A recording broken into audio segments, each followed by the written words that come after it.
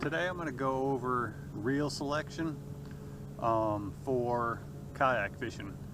Now I know a lot of you guys like to use these big huge reels, you know, 2500s, 3000s, 4000s.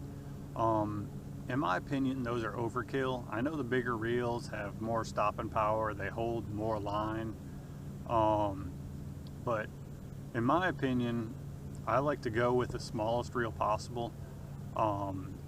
And you know, you got to take in consideration if you're using braid or if you're using monofilament. I use braid so I can get away with using this little 1000 Orca. This will hold 130 yards of what is it, 0.25 millimeter line. Now I use a 15-pound braid, which is only a 0.14. So I'll be able to spool up over 200 yards of 15-pound braid on this little bitty reel, which is plenty for fishing in the flats, fishing in the creeks.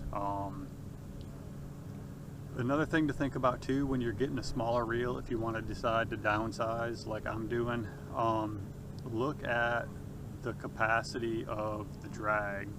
Now if it only has 5 or 6 pounds of stopping power for the drag, you're not going to want to get that reel. This Orca comes with 22 pounds of stopping power, which is adjustable on the top with a little dial. It has 3 carbon fiber drag washers and 13 cartridge bearings inside. So this reel is meant to be beefy. So that's just one of the things to think about when you're out here fishing. Downsize, you know, you don't need to be carrying around that 40-pound reel, big monster 4,000 or 5,000 reel because you think you need to have, you know, all that line.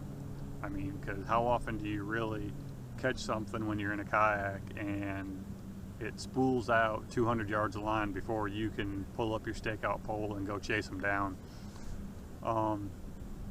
But anyway, I hope that's helpful, and stay tuned, and I should have some more fish catching videos and some more footage of this new Orca reel. Stay tuned.